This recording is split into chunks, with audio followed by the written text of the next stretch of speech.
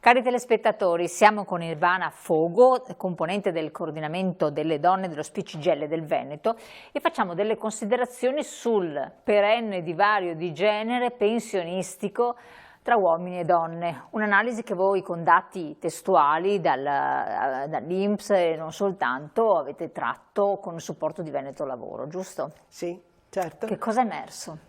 Allora, noi continuiamo a tenere sempre monitorate naturalmente le pensioni e le continuiamo a tenere monitorate, gli importi pensionistici, monitorate quelle differenti fra le donne e gli uomini. Intanto abbiamo visto che le donne vivono di più e quindi c'è una percentuale maggiore di pensioni, no, che vengono erogate, però infatti su 1,2 milioni erotti, insomma, di pensioni erogate dall'INPS, per il 56% sono per le donne, destinato alle donne.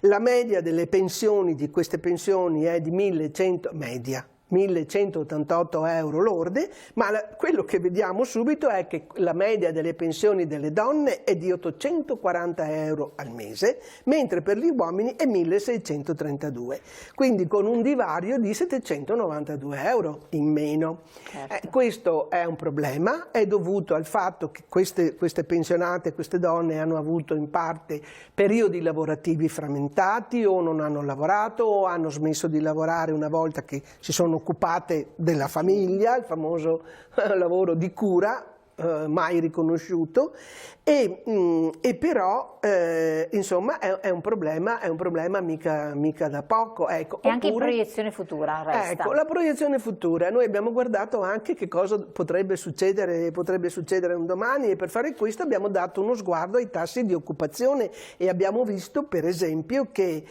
le donne occupate sono occupate, quindi che lavorano, certo, il 62,8%, mentre gli uomini sono il 78%.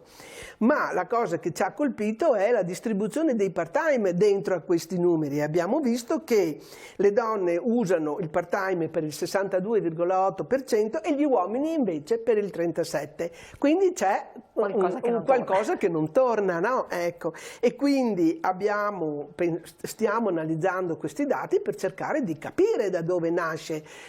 La nostra preoccupazione è che sicuramente ci sono i part-time chiesti sempre per cura, no, della famiglia, o perché bambini, o perché anziani, o perché genitori anziani, ecco.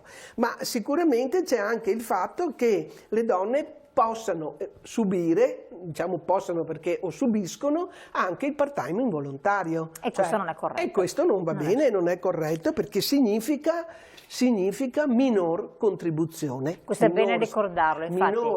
Uno stipendio più basso, ma anche minor contribuzione, che si poi ribalterà in una pensione del domani più povera. Diciamo, queste sono con un'aspettativa di vita più lunga, ed è questa la cosa tragica. Allora, Ivana Fogo, grazie mille di questo spaccato. Bisogna riflettere assolutamente anche nell'accettare o non accettare determinate condizioni, guardando sempre un po' più in là, e voi l'avete fatto anche supportandovi con i giovani e le studentesse universitarie. Sì, certo. Grazie ancora della collaborazione allo Spicigelle del Veneto, e con voi ci vediamo presto.